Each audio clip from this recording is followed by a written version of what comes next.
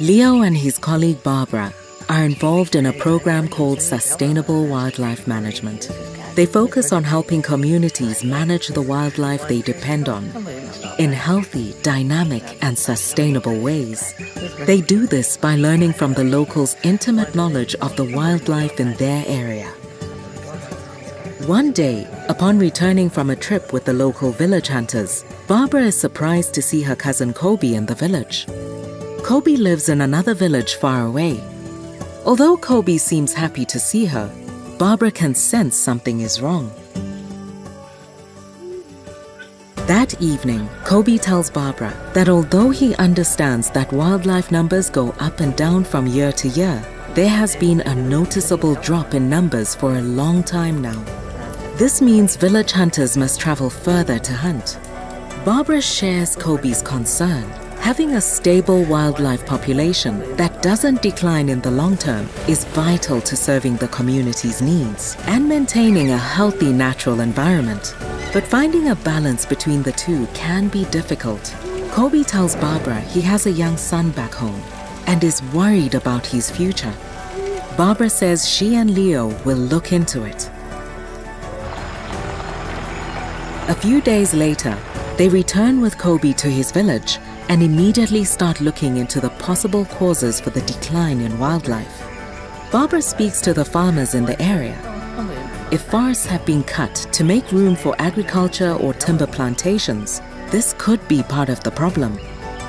Meanwhile, Leo speaks to the local elders to find out whether the number of people in the villages have grown. If there are more people, there will be a tendency to kill more wild animals to eat. But Leo is told that the villages have not grown much as some of the young people have left to look for work and study in nearby towns. Leo and Barbara know that the drop in wildlife numbers could have resulted from a number of other factors. They explore the possibility of overhunting by the villagemen, perhaps for selling the meat to other communities or towns, or even to extractive industry camps in the area. Indeed, while talking to local hunters, they hear of a nearby area where there has been some logging activities. Activities like these can have a great impact on wildlife, and Leo and Barbara decide it's definitely worth looking into. But they soon realize there's a much bigger problem. On their way to the logging concession, Kobe sees something out of the ordinary and asks Leo to stop. He notices that a small dirt track which forked from the main road has been upgraded since the last time he was in the area. He asks Leo to drive down the road. Not only has the road been upgraded, but smaller dirt tracks now fork into the forest. Leo and Barbara have seen this problem before.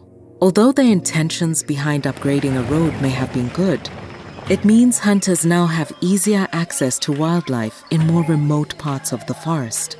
It also allows wild meat to be quickly transported out of the forest to nearby towns. And it presents new opportunities for illegal loggers and miners too. While driving down one of the new roads, they see two hunters returning from the forest and approach them. The hunters tell them they live in a village nearby and that a growing number of hunters coming from the provincial town along the new road has been a major problem for them.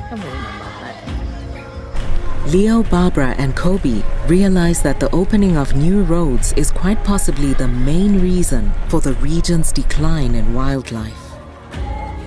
Back at the village, Kobe tells the elders what they have found. One of the elders suggests asking some of the young men to patrol the area. Kobe says that the road and sidetracks cover a large area, which will be difficult to guard. The village elder takes a moment to think about what Leo has said. He says a meeting must take place as soon as possible and invites all the leaders and village hunters from neighboring villages to attend. While sharing information at the meeting, the village leaders and hunters quickly realize that they all face similar challenges. The leaders draw up a map to highlight areas they are concerned about. One of the elders suggests that they use a community-based approach, putting hunting guidelines in place based on traditional hunting rules that the older hunters used to follow in the past. Another suggests introducing poultry farming, fish ponds, or breeding palm grubs to ensure that there are other food sources which can ease the pressure on the wildlife. Leo and Barbara understand that the locals know their region and wildlife best and encourage them to share more ideas. Kobe brings up the need to monitor activities such as illegal hunting, mining, land clearing for agriculture, and logging. The village leaders soon realize this is a task that needs a lot of collaboration and teamwork. Leo explains that it would be hard for one village to effectively manage this on their own, and that they all need to work together. Barbara explains the benefits of introducing a way in which the community can measure the numbers and trends over time of hunted wildlife populations, combining scientific and traditional knowledge. Everyone agrees this is a good idea. Leo shares the importance of working with their local authorities and government, and with extractive industry managers so that they can all agree and work towards the same goals. The village leaders know that in order to protect their resources from outsiders, it's important to collaborate with trusted partners who can help enforce community regulations. The meeting ends with leaders and elders agreeing that they need to work together. They understand that a balance is needed where all community members take care not to deplete their wildlife resources. This would be a big step in the right direction. Leo and Barbara are excited for the people of the region and for the health of their surrounding lands. They know there will always be challenges, but communities that work together can achieve a lot.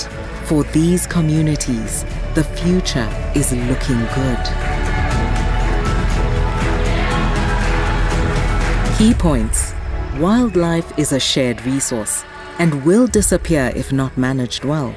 It should be managed by local communities and their trusted partners. Management cannot be a solitary exercise. It requires collective decision-making and action. Traditional rules combined with modern tools allow adaptive management. And SWM program is here to help communities with hunting management, protein development, coping with change, and livelihood diversification to achieve levels of sustainable hunting.